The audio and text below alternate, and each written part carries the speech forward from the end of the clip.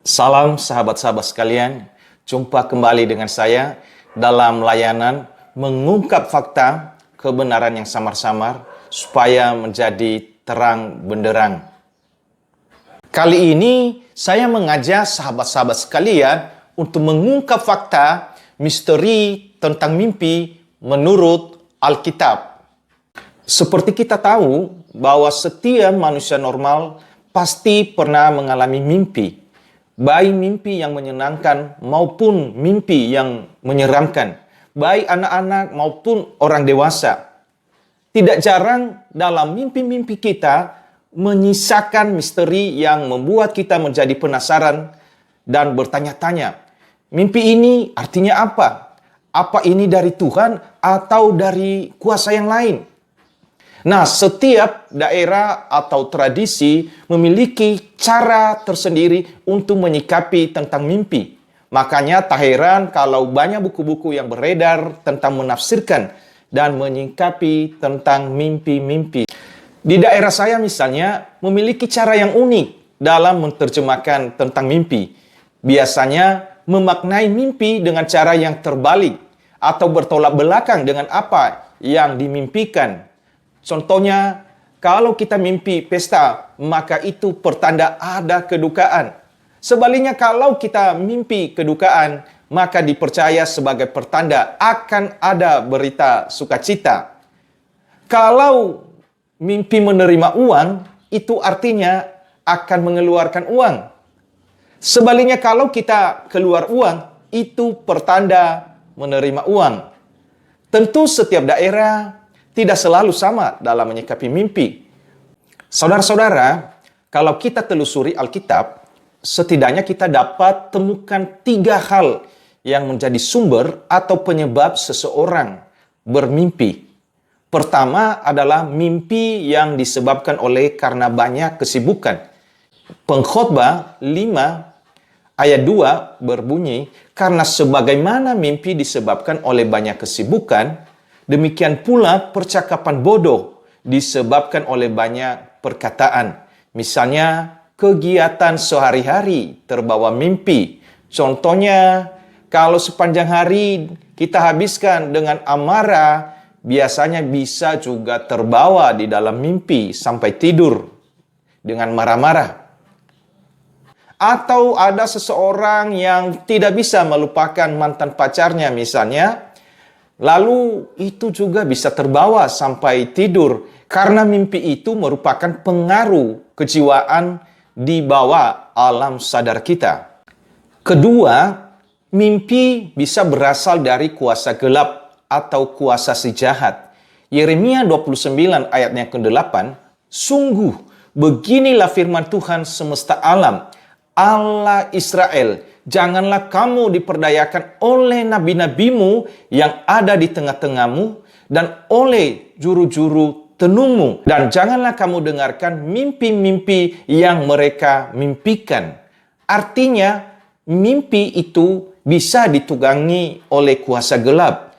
Salah satu ciri mimpi dari kuasa gelap atau dari si jahat adalah biasanya bertentangan dengan kehendak Tuhan. Misalnya di dalam mimpi kita ada satu oknum atau ada satu pribadi yang datang menyuruh kita melakukan sesuatu. Misalnya orang tua kita yang sudah meninggal dan dia datang berbicara kepada kita untuk melakukan sesuatu. Misalnya kita disuruh untuk pergi ke kuburan, untuk berdoa di sana, untuk berdoa kepada arwah-arwah yang sudah meninggal.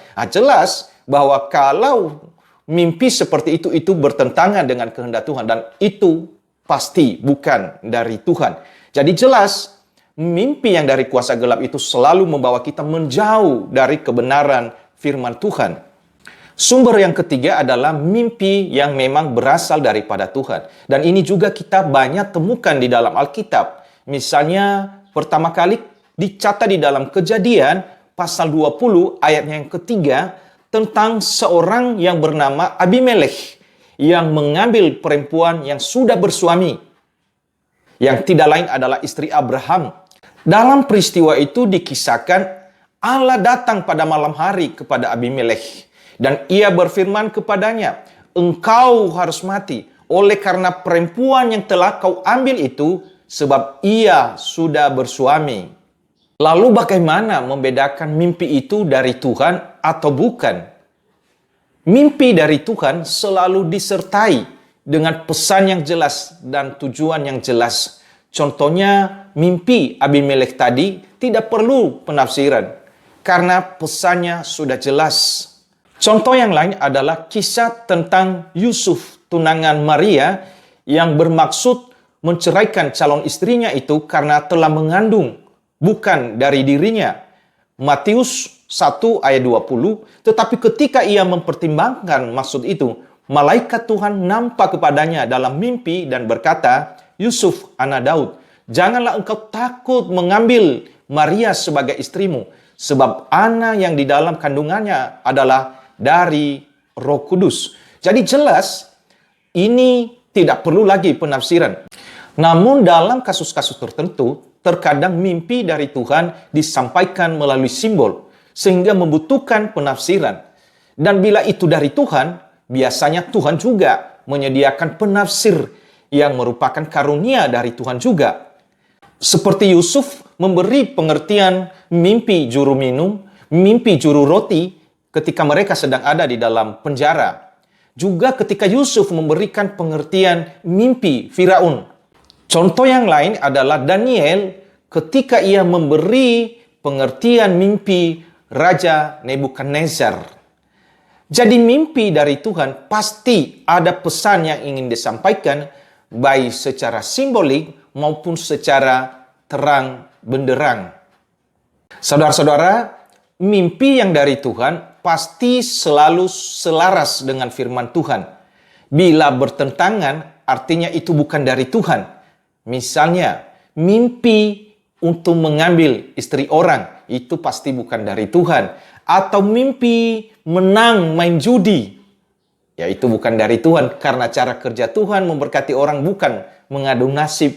Dan bila benar-benar misalnya saudara mencoba main judi karena mimpi dan menang, maka jangan yakin itu dari Tuhan. Itu pasti dari iblis. Kenapa? Karena iblis pun juga bisa melakukan hal yang seperti itu. Cuman ia membuat kita semakin menentang firman Tuhan. Yang sering menjadi pertanyaan adalah, apakah Allah masih berbicara melalui mimpi seperti ia berbicara kepada banyak orang di dalam Alkitab melalui mimpi? Menurut pemahaman saya, setelah terbentuk kanon Alkitab, baik Perjanjian Lama maupun Perjanjian Baru, dalam keadaan normal, mimpi bukanlah media yang dipakai Allah untuk menyatakan kehendaknya. Karena kita tahu bahwa Alkitab telah lengkap, telah mencakupi segala sesuatu yang perlu kita tahu dari sekarang sampai kekekalan. Namun hal ini bukan berarti Allah sudah berhenti sama sekali menggunakan mimpi sebagai sarana untuk menyampaikan isi hatinya kepada umatnya. Mungkin dalam hal-hal khusus, mungkin dalam hal-hal tertentu, tetapi tidak terus-menerus, yang sifatnya hanya meneguhkan firman-Nya dalam Alkitab. Tuhan bisa saja berbicara melaluinya. Akan tetapi, mimpi tidak boleh ditempatkan pada porsi yang lebih dianggap berotoritas dibandingkan Alkitab. Jadi mimpi jangan disikapi secara berlebihan. Jangan sampai ditelan mentah-mentah. Firman Tuhan di dalam 1 Tesalonika 5 ayat 21 berkata, ujilah segala sesuatu dan peganglah yang baik. Artinya, jangan terlalu mudah menyimpulkan ini dari Tuhan atau ini dari iblis. Bisa jadi itu hanya bunga-bunga tidur karena faktor kesibukan sehari-hari berupa gejala kejiwaan yang tidak ada sangkut pautnya dengan pesan khusus dari Tuhan atau dari kuasa gelap. Demikianlah penjelasan fakta misteri tentang mimpi di dalam Alkitab. Semoga kebenaran yang samar-samar menjadi terang benderang. Tuhan memberkati.